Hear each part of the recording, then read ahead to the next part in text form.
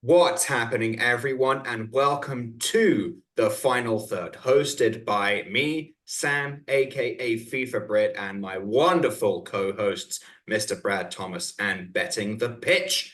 This is the first episode of our new podcast. Stay tuned. We are going to be talking about everything you could possibly want. We will have fantastic, unbiased critical analysis and a lot of incredibly biased hot takes as well. So don't worry, we will satisfy your every need.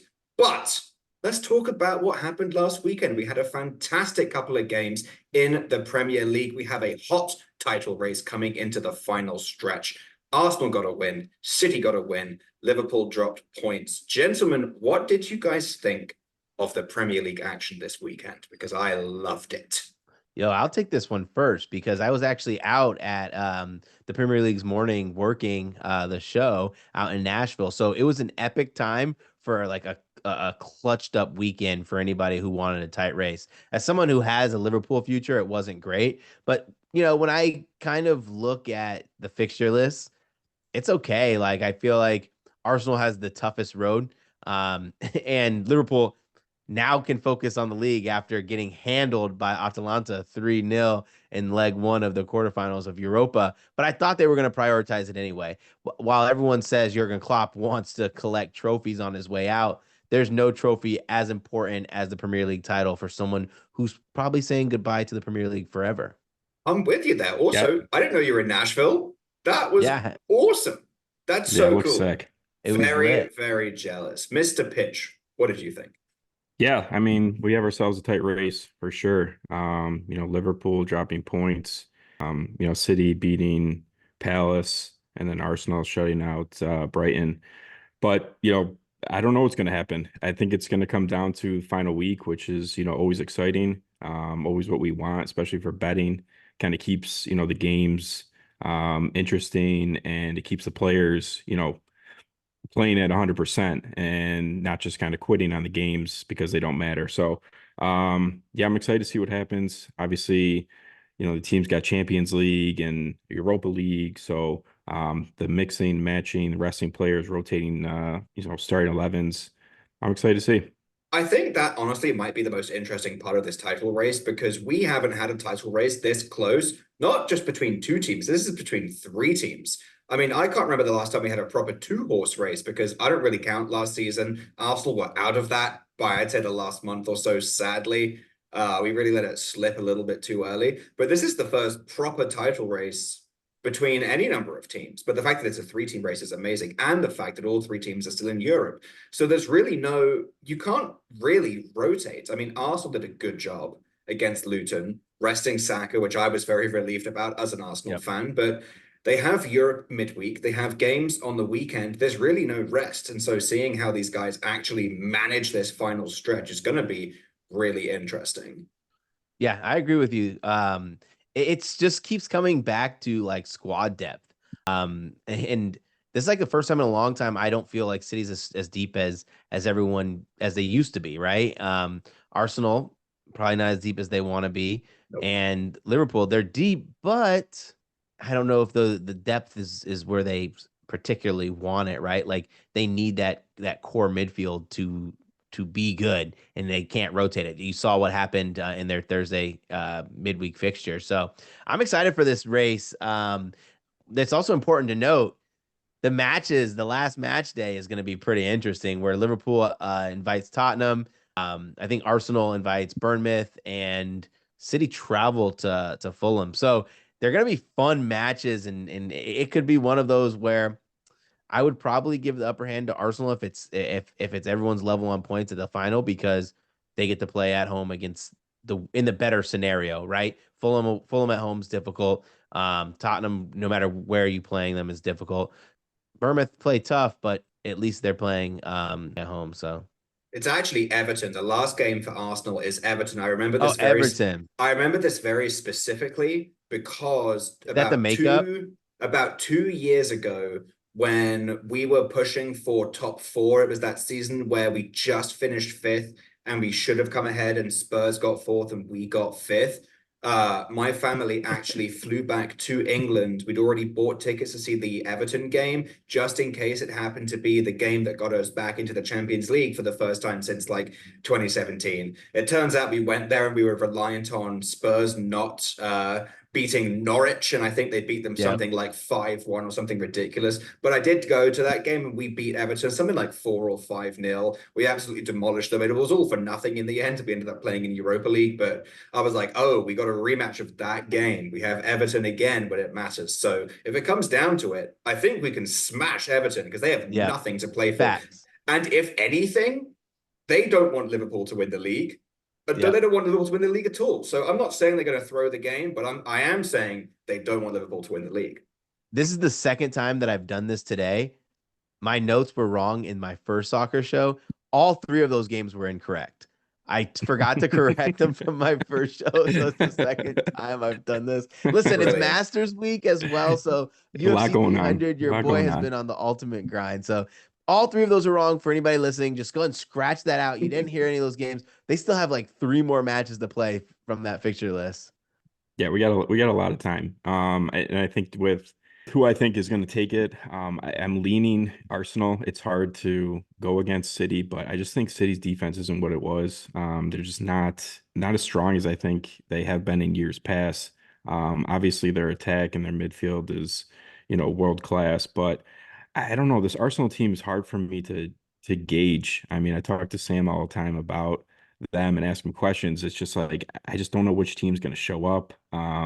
But I feel like if it comes down to who's going to stop their opponents and who's going to play better defense and who's going to hit the counter. But I like Arsenal and I like their schedule going forward. Well, I hate our schedule as an Arsenal fan. I think it's the worst Yeah, one. Yeah, City don't have to play a top 6 team to end the Yeah. season, and they've only dropped points to top 6 teams this season outside of Wolves. But that was a good Wolves even team at the like, beginning but of the even like season. this weekend, like City have Luton, They have and it's just Luton. like Haaland but scored it's 5 like against Luton.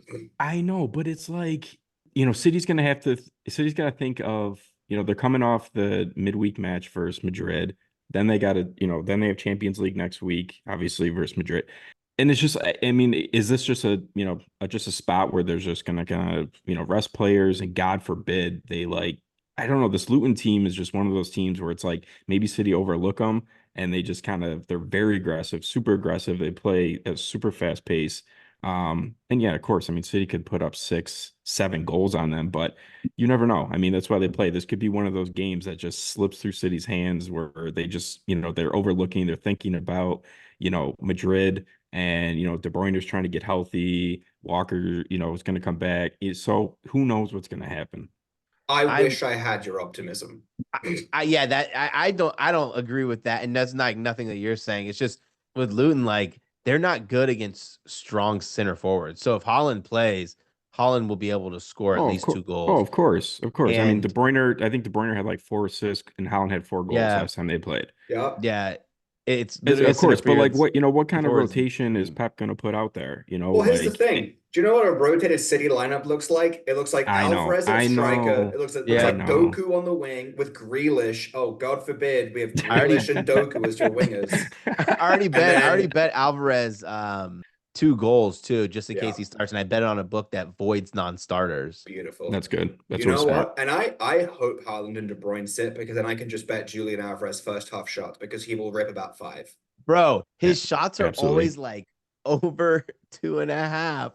Like it never makes any sense. It's beautiful. Anyway, enough about the Premier League title race. Let's talk about what just happened this week. Let's talk about the Champions League.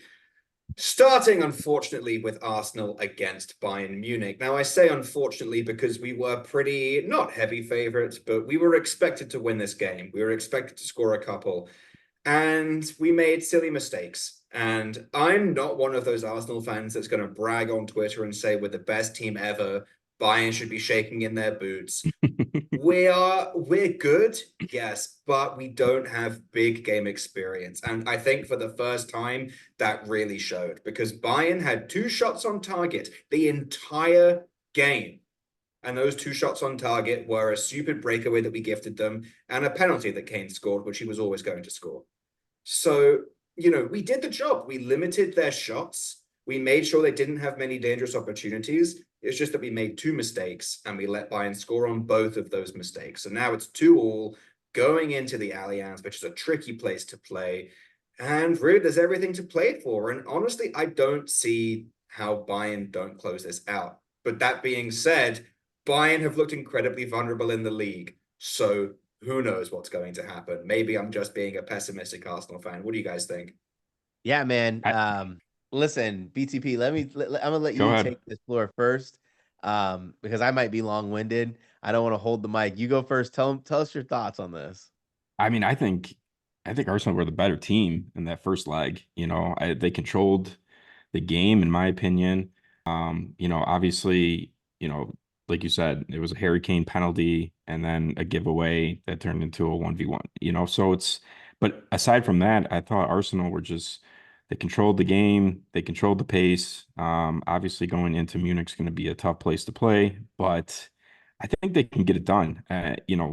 Byron's been one of those teams where I just I don't fear them as much as I did in years past where it was like, okay, like you're going into the Allianz, good luck. They're gonna put up like 6 or 7 on you. Like Yeah. I don't think that's gonna happen. And I think Arsenal are one of those teams that can sit back and soak up any pressure that Byron may have or that they give him and then just catch them on the counter. And they have the pace and they have the skill to beat them. God, I hope I so. I want to first want to talk about that match where when watching that match, I was like, hats off to Thomas Tuchel, right? Like, pretty much what he did in that match, he said, we're going to clog up the passing lanes. You're going to have to use individual brilliance, one-on-ones to beat us. And it looked like it started to frustrate Arsenal, right? Like they weren't able to get the passing that they wanted. Anytime Saka was on his left or Odegaard was on his right, they closed the space really quickly and said, "You're gonna have to beat us another way." And without a true striker in there, they weren't able to send balls into the box. And Yeah. man, well done. Now I don't know what it's going to be like with Bayern being the aggressor, right? Like I feel like Arsenal are really talented, especially on that back line against teams that want to play them aggressive, that want to go after them. So I don't have an idea who's going to come out of that, but I do think that Tuchel was put on a masterclass of tactical setup in that match. Yeah, it didn't help as well that Declan Rice was basically sitting on a yellow card the whole game because if he Yep, got that yellow, he would have been suspended in Munich. He escaped, so he's going to be playing, which is good, but he was playing incredibly passive by his passive. standards, which is always tricky I because actually have to get your guys' take on that. Do you think that they should reset the yellow cards like every stage? I think you could probably retool it. Going to the quarterfinals is rough. I'd be fine with 5 yellow cards going to the round of 16. Don't they reset it in the Right. semis? No, so now it's No. reset. So basically it doesn't matter now if you get a yellow card because it resets for the semis. Yes, that's what I mean. Yeah. So even if you are one away, if you're sitting on 4 yellow cards, if you get it in the Yep. second leg of the quarterfinals and go through, it gets reset, so it doesn't matter. Yep. That's what. Okay. I think going to the quarters is a bit heavy. I'd be fine with 3 just for the group stage or 5 Yeah. going to the end of the round of 16. Going to the Yep. quarterfinals is 6. It's 6 games to the group stages plus 2 games. It's 10 It's a lot. games. It's Yeah. a lot of games to go. Yes. Yeah. And it's already caused a bit of suffering. Alphonso Davies will be out because Saka absolutely abused him on that wing. I will not take any Saka slander today.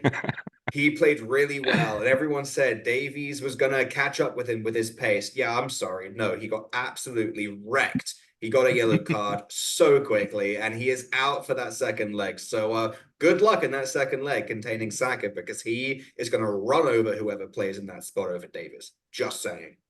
I like I'm it. loving this because now we get to hear Sam's opinion, the unbiased opinion Oh during the yeah, whole time. completely Um, unbiased. I Completely wanted to see what unbiased. Davies' match rating was. 6.9, so probably That's without the booking. fucking generous.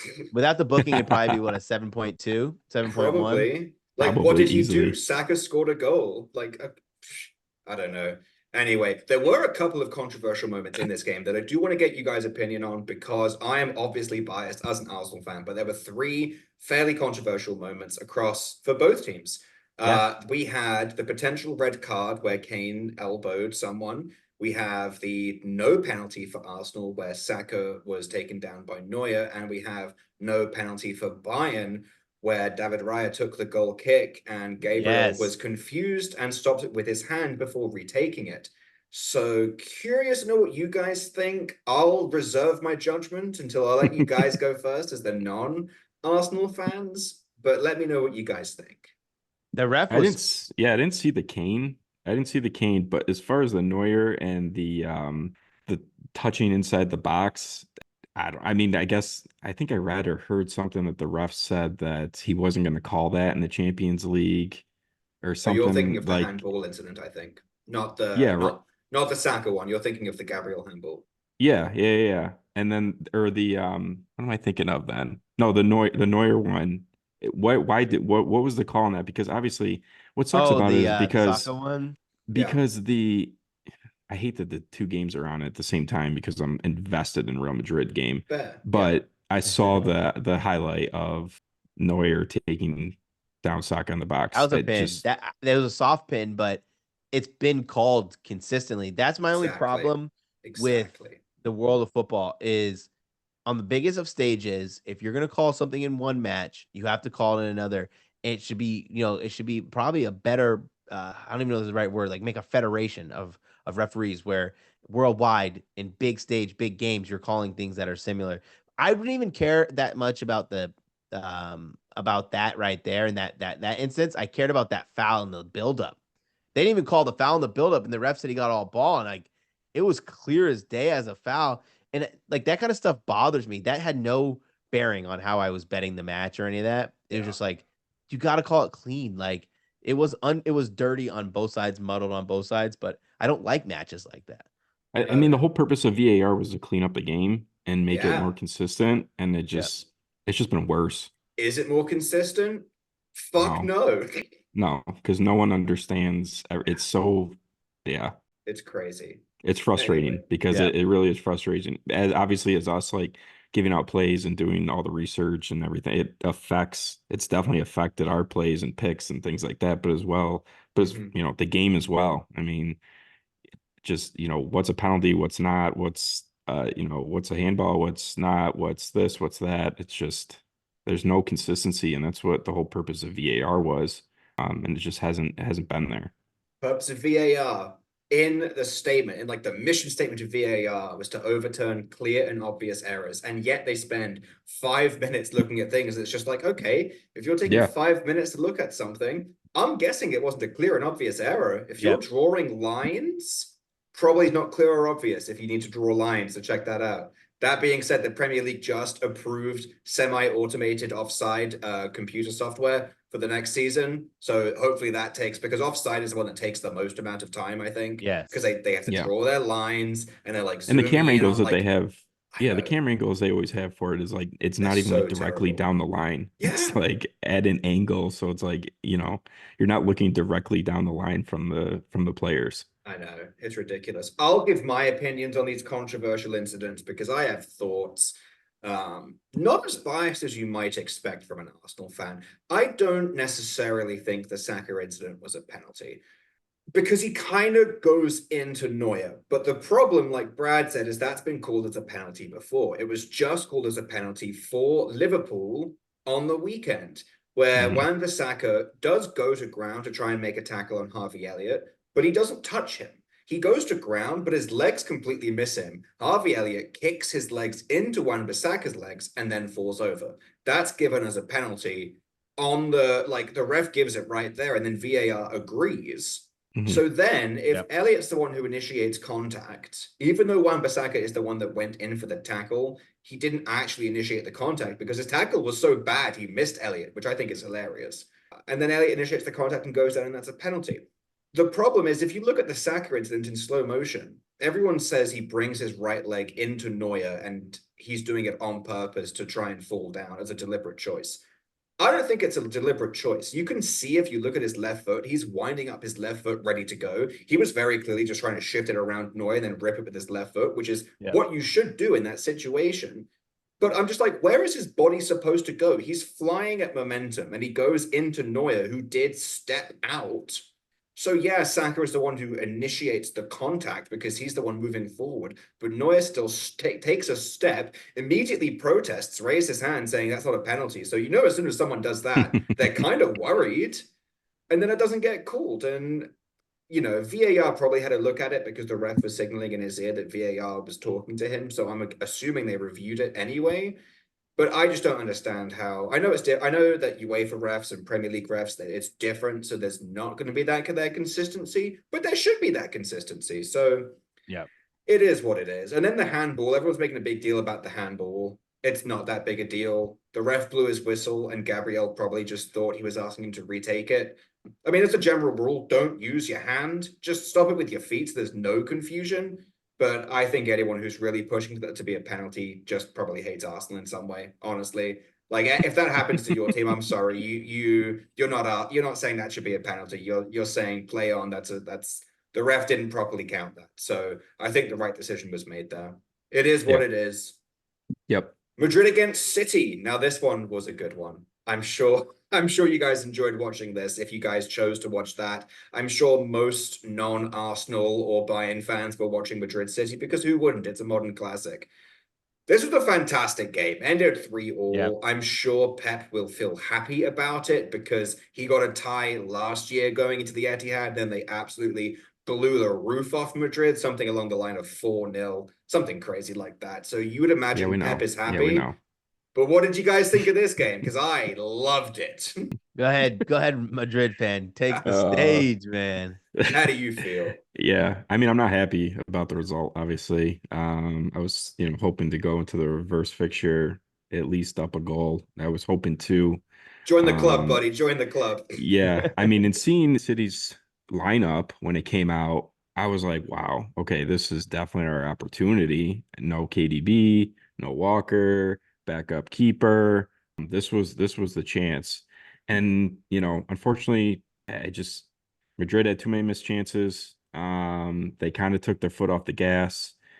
I thought we played well though. I mean, we were neck and neck with, I guess you could say the best team in the world. And it's going to be an interesting reverse leg. I don't know what Carlo's going to do as far as tactics going into Manchester. I don't know what he's going to do because you're not going to be able to sit back and just soak City's pressure. And Madrid's not that kind of team that can do that. Obviously, we're out without Tchouaméni because of the yellow card. So, a couple of reports I've read is that Militao will probably fill that center back with Rudiger, which is fine. That's great. You better fucking hope he's I fit. just I just think that they have to take it to City. They have to in this second leg. They have to take it to them because I feel like when they were on the ball, when they were, pressing City, they had a ton of success. I mean, Jude had an off game. If he just has one of his normal games like he's had all year, that's going to be huge for Madrid. But I think if they are on the front foot and attacking, I think they can do some damage. But you're not going to be able just to sit back and try and soak up, KDB and Foden and Holland and all that. So, but yeah, it was a great game. It really was. It was a fantastic game. It was a nutso game. I was terrified to bet that game in terms of the prop market, and somehow I'm just like cleaning up. Like I couldn't believe the pricing we were getting It was for great pricing on that game. Rodrigo and Vinny props, and then Foden props, and I wish I took the Bernardo Silva prop. God, I just man, I what a phenomenal game for betting for watching. I just don't think that Carlo's gonna go to Manchester and attack. Like he's gonna pack that thing in so tight. He's a master tactician. Like just I know, get but ready to bet. I know. Get ready to bet City corner handicap in the first half. Like they're probably gonna win the corner handicap. I think like 3-2, maybe 4-2. And the two that Real are gonna get are gonna be just on the break, right? But that's fine. I think that's fine for Madrid because if you watch City against good teams, the good teams don't need to take it to them to get any kind of result. They just take what's given. For some reason, that City team makes one or two really dumb decisions and it costs them a goal. Like, this is why, we talk about XG and sometimes some people hate it because you look at City's XGA or in the matches where teams score against them, the XG is so low, but they're literal mistakes that City makes and the other team capitalizes on. And with guys like with Vinny and Bellingham, like, you're gonna have that 1-2 connection where if there's a turnover in the midfield and City's pressed up too high, Bellingham pass to Vinny. Vinny has a one-on-one with the keeper, and all he has to do is bury it. Yeah, yeah, I feel you. I agree. I mean, I think Ancelotti's going to overthink it. I thought he overthought the second leg against Leipzig, and it almost cost him, Oh my God, which yeah. was wild. The fact that he almost choked that game running something like 5 center mids was a choice, and then he immediately fixed it at halftime. I don't know. I'm worried for Madrid that he's going to overthink this, and we'll see what happens. I think it depends if Kyle Walker is fit. If Kyle Walker's fit, I do think that kind of neutralizes Vinny because Vinny is Yeah, good that's against huge for anyone. City. Yeah. Yeah. But apart from Kyle Walker's Walker, Walker's speed is just yeah, he's like the only person in the world that can match Vinny for yeah, that speed. So with him not being there in that first leg was noticeable, obviously. And if he's there the second leg and KDB's there the second leg and Edison's back in net, it's gonna be tough. yeah, it's a tricky one. It's so interesting as well because when I was watching Arsenal play City, I was thinking about how fantastically our center mids close down City, especially on the edge of the box, so they don't get anything off. And Madrid don't really do that, even though you have absolutely fantastic center mids. Everyone was gassing up Rudiger, saying that Rudiger contained Haaland. Haaland didn't do anything, but he does do stuff by not doing anything. Just his Yeah. sheer presence on the field creates so much space because you have to mark him. You can't leave him open.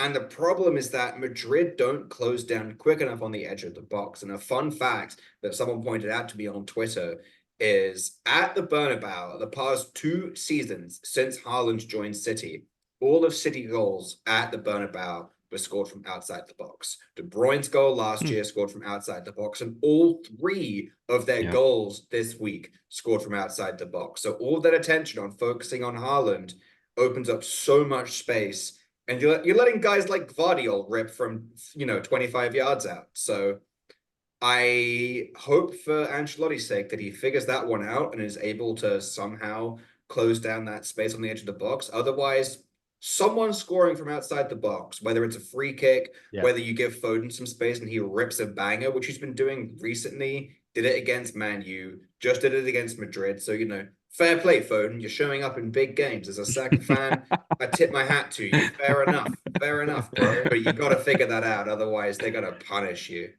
Yeah, that was, I mean, just they were just bangers from outside the box, and just that can't happen. That just can't happen.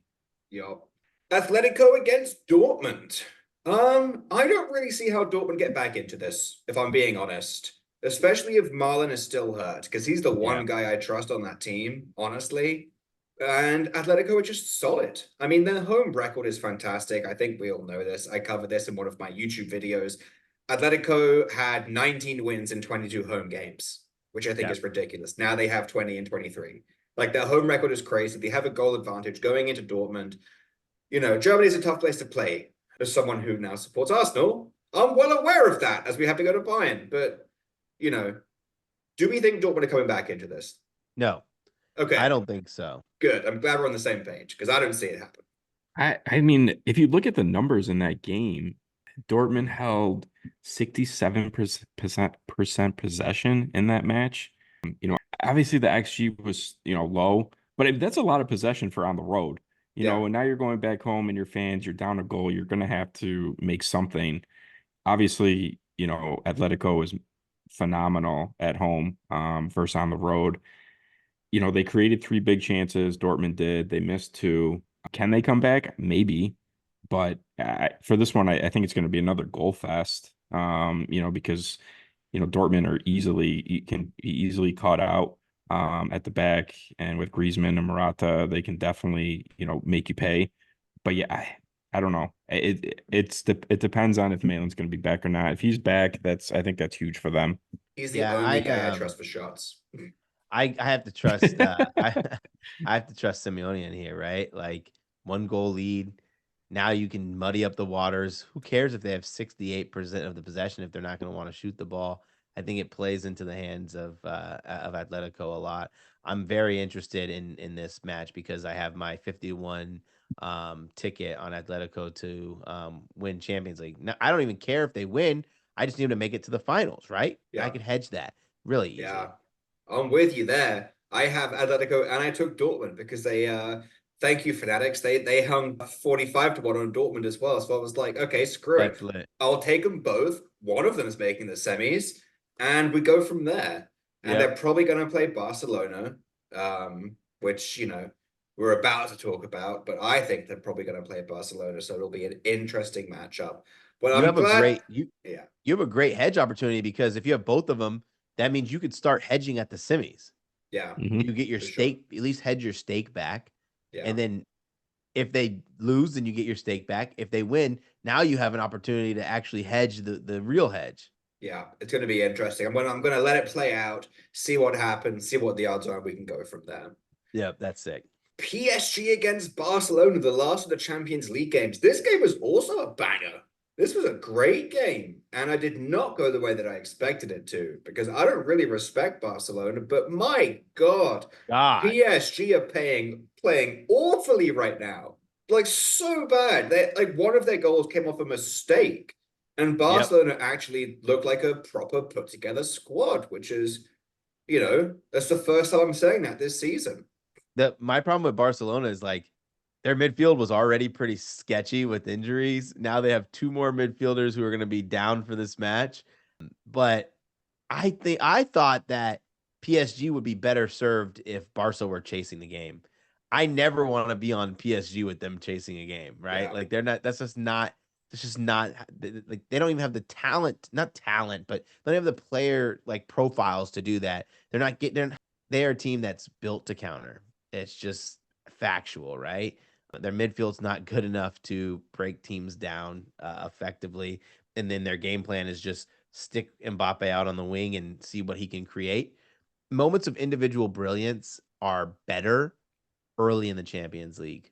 Late in the Champions League, individual brilliance isn't so individual. There's moments that kind of the average fan or the casual fan miss that lead up to that. And that's normally really good players who create the creativity and normally don't get enough credit for it.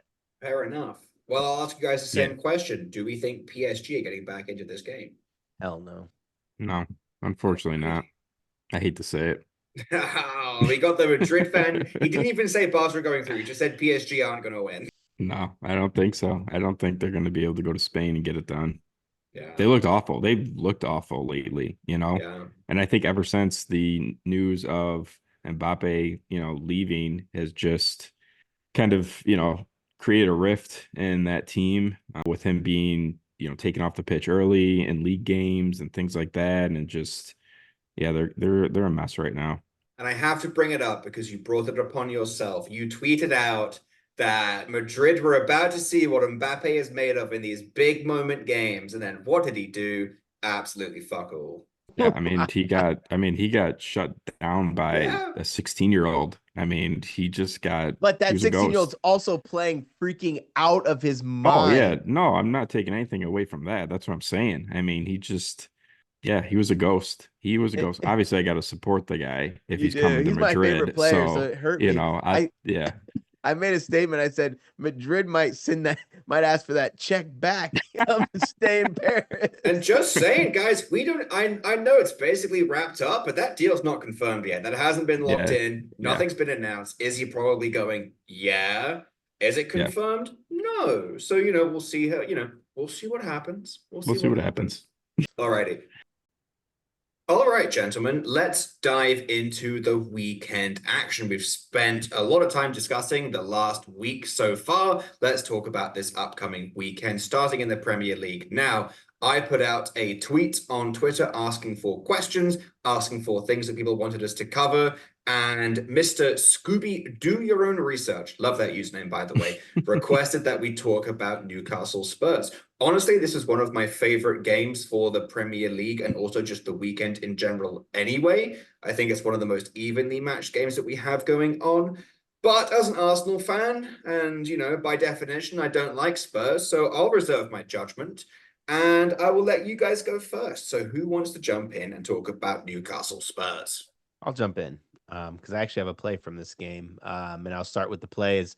It's a parlay over 2.5 goals, and Alexander Isak, one shot on target. It's minus 120. Just both teams, you have to think of them as goal getters, right? Over 69% of the home matches for Newcastle, I've seen it go over, right? 73% away matches for Tottenham have gone over. But even when you look at just them as a whole, Newcastle, 22 of 31 matches have gone over. For Tottenham, 25 of 31 have gone over. And what I like about both teams is they're going to push for a result, right? Newcastle, their season's not really going where they wanted to. Outside chance of making it into the top six. I mean, a still chance to make a top six, outside chance of top five. And then Tottenham have that grind with Aston Villa. I don't trust either team to keep a clean sheet. And Postecoglou talked about this that I really liked, where, the reporters are questioning Tottenham, saying their goals are coming too late. Like, what are we going to do about that? And he said, I don't care when the goals come as long as they come. If you look at their heat map for when goals happen in their matches, they're later in the games. And what's fascinating about that as being an over better is your over is never dead. So that makes it really fun. And Newcastle, especially at St. James Park, have been a side who they've had to be the comeback kids themselves. They've never been out of games. Even when they played in their last fixture, that first half, they barely crossed the half yard mark, the halfway mark. I think only 2 shots in the first half, still willed themselves to victory. The second leg of that parlay, Isak, he's been phenomenal. 5 straight games with a shot on target. In 4 of those, he's had at least 2 shots on target. So I like that there. It's one of my favorite bets of the weekend. I'd probably say it would be my absolute favorite if it were plus money. Yeah, I think that these two teams are about as equal as they come. I mean, truthfully, if you look at their numbers, both have 65 goals. Newcastle has conceded 52. Tottenham have conceded 45. I think the only difference has been the missing of Pope and net for Newcastle has really kind of affected them. And Spurs keeper has kept them in a lot of games. If you go back to their last game versus Forest, I mean, Chris Wood has a clear header, save. Spurs go on the counter and score, and then the game just completely changes. It could have been a 2-1 game right there for Forest. And I just feel like this Newcastle side at home has just been a different team. Yeah. They're dealing with a ton of injuries, so I don't expect them to keep a clean sheet versus Spurs. And they'll be exposed at the back for sure. But being at home, I was actually looking at their team total over 1.5 at minus 120. I think that's just great value in a game where I think if they want to get all 3 points here, they're going to have to score 2 goals. I like that. I like that a lot. I am a big fan of Newcastle at home. They've been a weird team this year.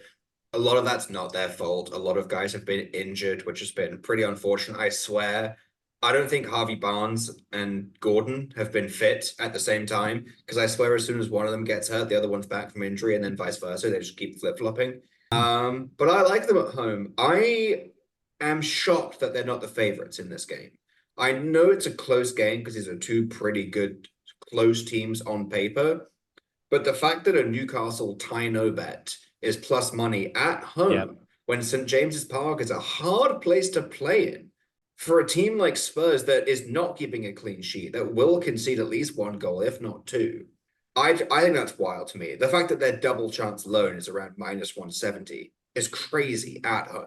That's a great parlay piece right there. I agree. I was just looking at a Newcastle double chance with Isak to get 1 shot in the first half. That is plus 106. That's like nice. that, a Newcastle double chance and Isak to shoot just once in the first half should never be plus money in my opinion, unless they're playing someone like City or Arsenal or someone like that, not Spurs. and not at home.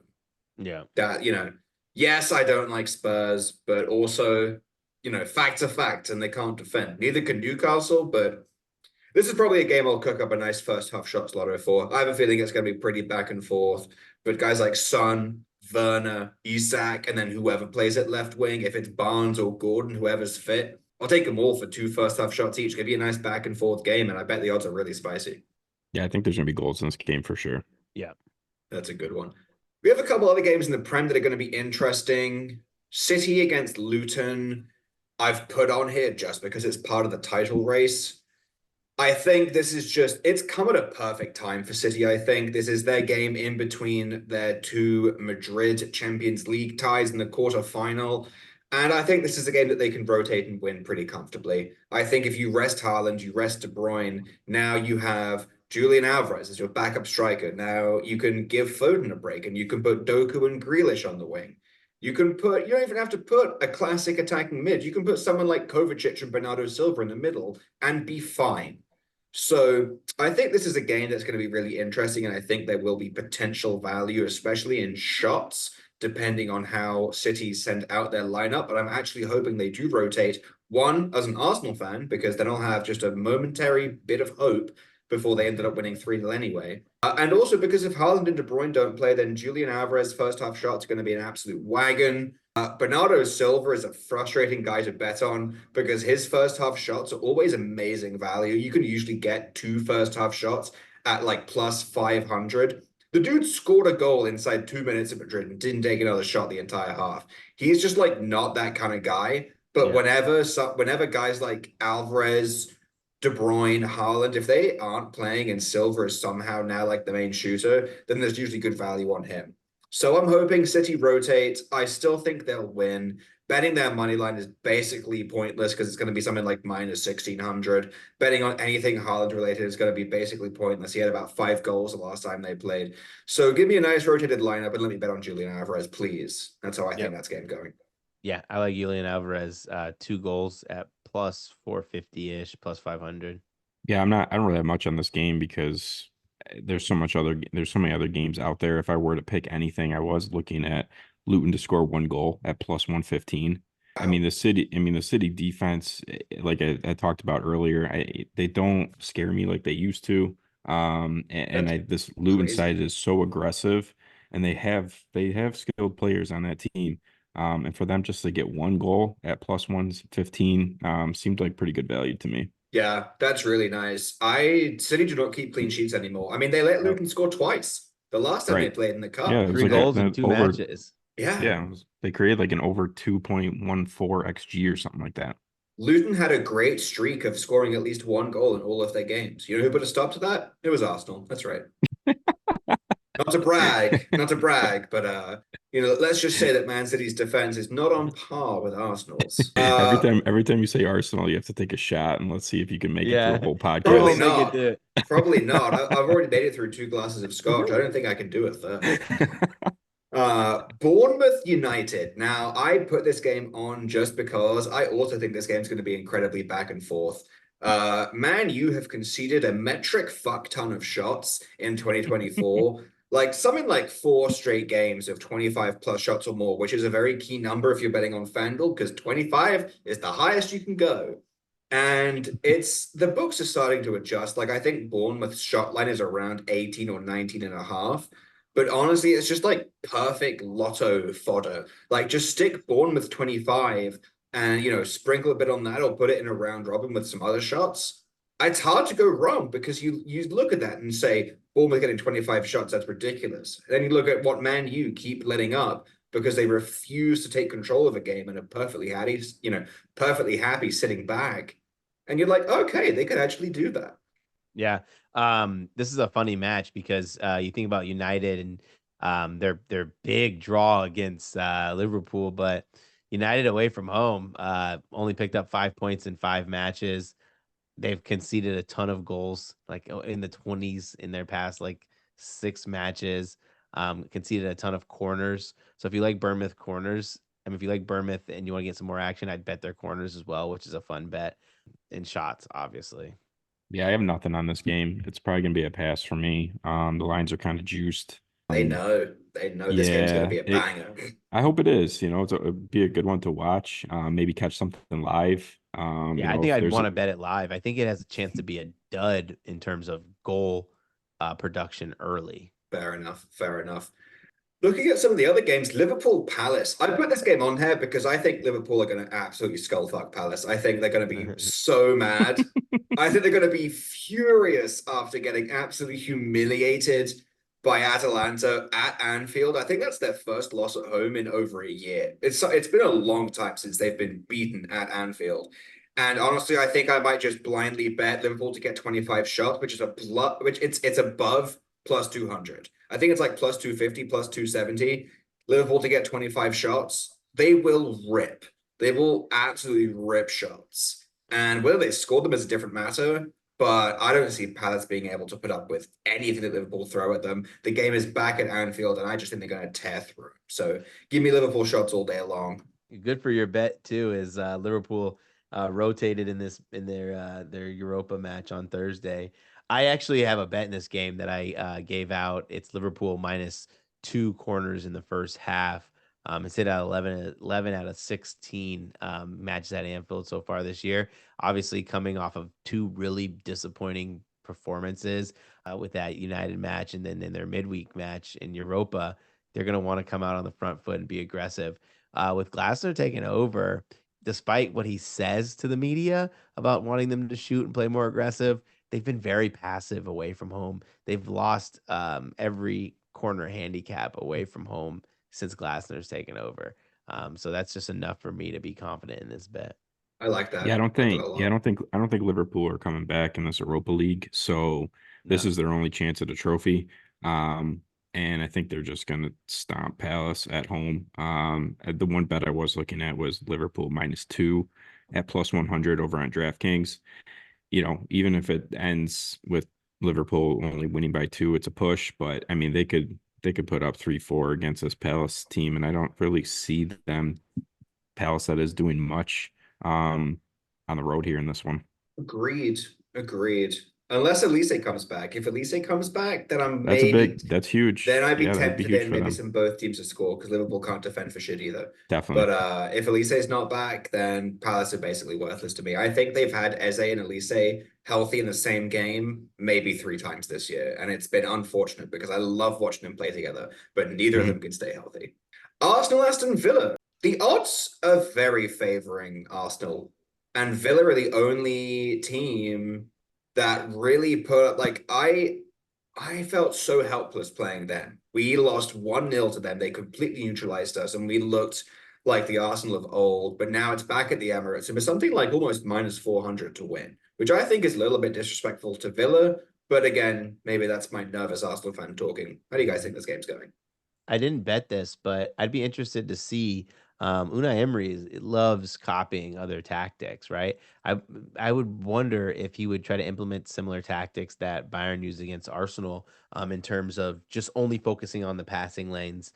I don't know if he would do that, but I think he has the comparable lineup to do that, similar to Bayern Munich, where they have pace on the break, big, strong defenders.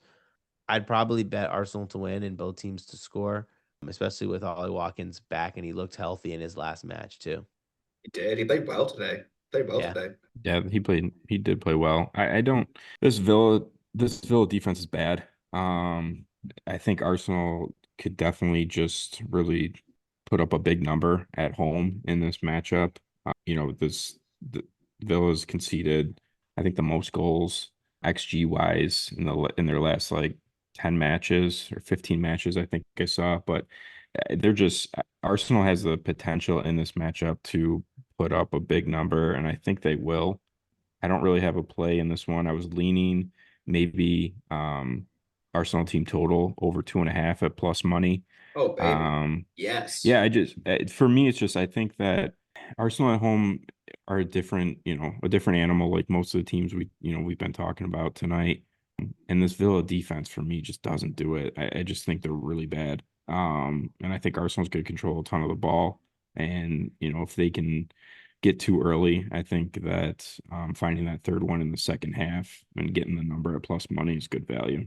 Agreed. That being said, as an Arsenal fan, I think this might be one that you have to wait for lineups, just because if we rotate heavily, if Saka's resting, we bring in Reece Nelson, we bring in Smith Rowe. This is a game that we probably try and see out, and it could easily be 2-0. For sure. The exact same way that we managed Luton. You know, we got those 2 goals.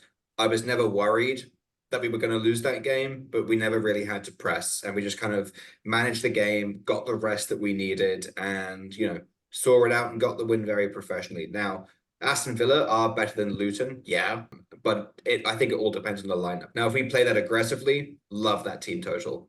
If we come out and Saka's on the bench, Reece Nelson's in, Smith Rowe's in, players like that, then maybe I would be a little bit more hesitant. But we should still. And Villa's not going to have Douglas Luiz because he's out with a red, and that's a Oh huge miss yeah, for he them. did get suspended. I remember Yeah. getting really excited about that a week ago, and I had Yeah. forgotten about it, and you've reminded me again. Yeah. Yep, So no that's Buendia, no that's Kamara another too. that's a huge loss for them. Love that. Let's have a little look outside of England. I really only have one game that I absolutely love to talk about, and that is Mallorca against Real Madrid. Just because, similar to Liverpool, I think Madrid are going to absolutely obliterate Mallorca. I think Mallorca are going to be really upset that they couldn't win. They had their best chance of winning a trophy in God knows how long. Lost to Bilbao, and I think they're going to be sad. And Madrid have just gone through the absolute ringer with City. And even if they rotate their lineup, I think they're going to just absolutely tear through them. So I'm looking at Madrid shots, really whoever they start up top. I would be interested to see if they actually play Vinny in this game, just because he has such a not brilliant history against Mallorca. The Mallorca fans do not like him. I think everyone is aware of the problems that Vinny has gone through in the Liga in general, but that's very specifically a problem against Mallorca. Mallorca fans are not great. So I would be interested to see if he does actually play this game or if he gets rested and we see Rodrigo and maybe Joselu starts up top. I feel like I haven't seen him in ages. But whoever starts up top for Madrid, I'm taking for shots all day long. I think Mallorca are going to be pretty sad, and this seems like a pretty good bounce back game for Madrid. Get that anger out right as they prepare for a game against City. Yeah, I think Vinny rests. I think they probably play Brahim, and I don't know. That's a tough matchup on the road for Madrid, especially coming from that big match in City, and having to prep for City now in in a few days. So I don't know. I would probably tail your shots, if you put out something. But as far as like a play for this game, it's definitely going to be just a watch and enjoy, and hopefully Madrid come away with 3 points for me. That's fair enough. Brad, as a Juventus fan, I can't deprive you of the chance to talk about Juventus if you would so choose. So, how do you feel about Torino against Juventus? Yeah, I think Juve are gonna win. This is a derby that we generally dominate. It's one of those where you can throw records out of the books. It's gonna be tight. It's gonna be cagey.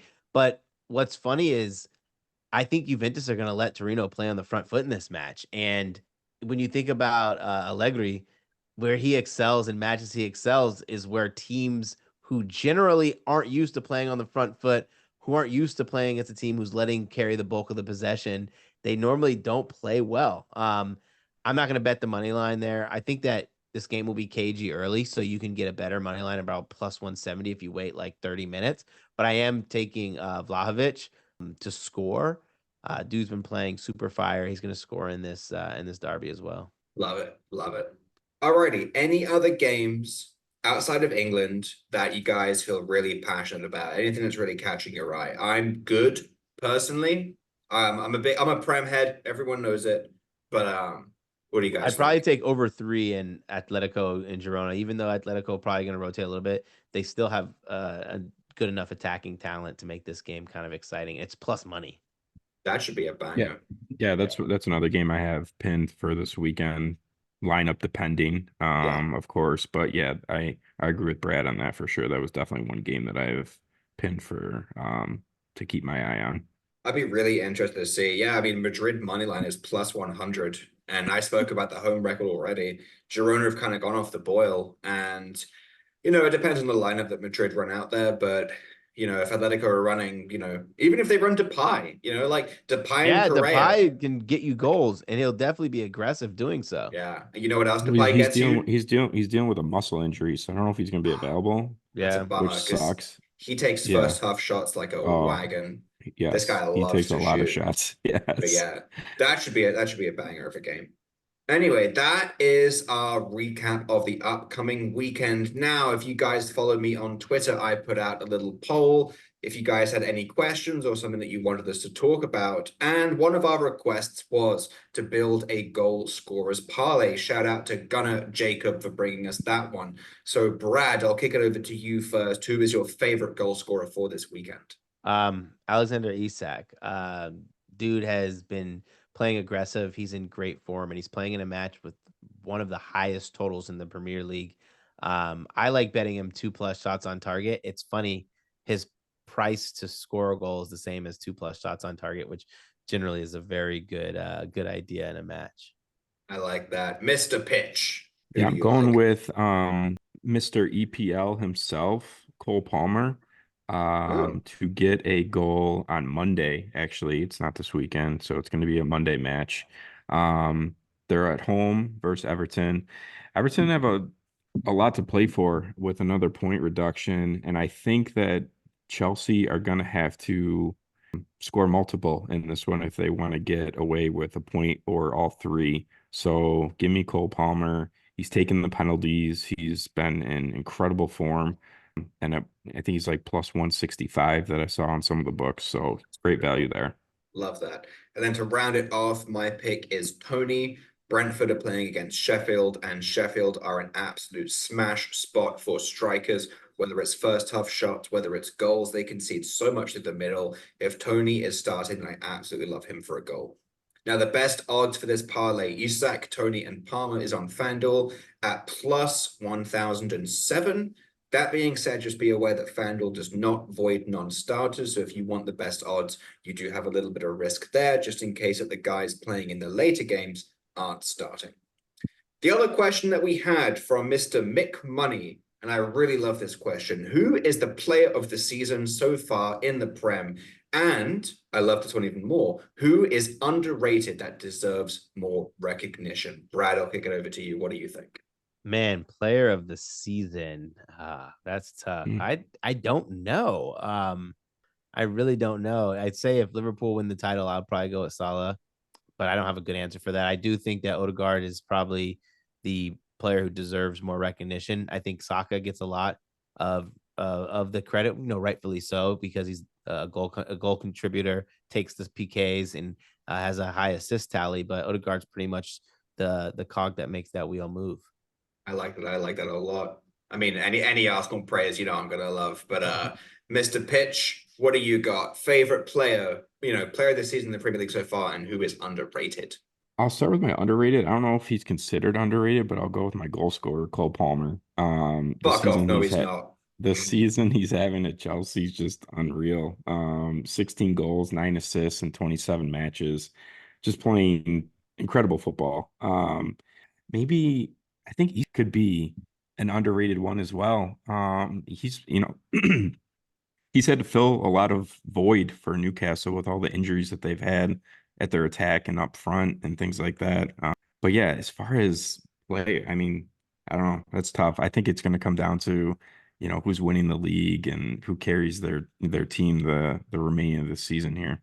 Fair enough. Fair enough. My player of the season, I think even if Liverpool don't win the league, I think it has to be Salah. He has not, he's been injured. He's been away on international duty, and yet he is on course. He's only one assist away from recording his God knows how many double goal, double assist season. He's been absolutely fantastic. And I think he's almost guilty of being too good. He continuously sets the bar so high that everyone says, oh, he's kind of fallen off this year. And he still has like 17 goals and 9 assists. I think he's been absolutely fantastic. And he's going to be so sorely missed when he finally moves on from Liverpool. As for underrated, initially I was thinking Solanke, just because if you're 3 goals off the golden boot, Yeah. as a striker for Bournemouth, That is pretty. I don't think that gets talked about enough, but I ended up settling on Ollie Watkins just because he is not only one goal behind Haaland for the Golden Boot race, he also has double-digit assists as a striker, which I think is ridiculous. Yes, Aston Villa are a pretty good team this year, probably slightly better than people were expecting, but just the fact that he has double-digit assists as a striker and he's doing so well in the Golden Boot race, I think that's going to fly so under the radar, especially because he's an English striker. And sadly, nobody is going to start ahead of Harry Kane at striker for England. He's not going to get the love on the international stage like Saka, like Foden, even Cole Palmer, who, as much as I hate to give him credit, is having a good season right now. I want to see him do it a little bit more often. I want to see him do it consistently across multiple seasons. I want to see him do a bit in Europe. Sorry, Chelsea, you guys have to get in Europe again. But he's probably not going to start for England either, which is kind of crazy, honestly, if you think about it. But yeah, Ollie Watkins for me, definitely the most underrated player of the season. And that wraps up our first episode of the final third. Again, shout out to the Gold Boys Network for hosting our podcast. And we look forward to seeing you guys in the next one. It's been your host, Sam, aka FIFA Brit. Shout out to my co-hosts, Mr. Brad Thomas and Betting the Pitch. And we will catch you guys in the next one. Have a fantastic weekend.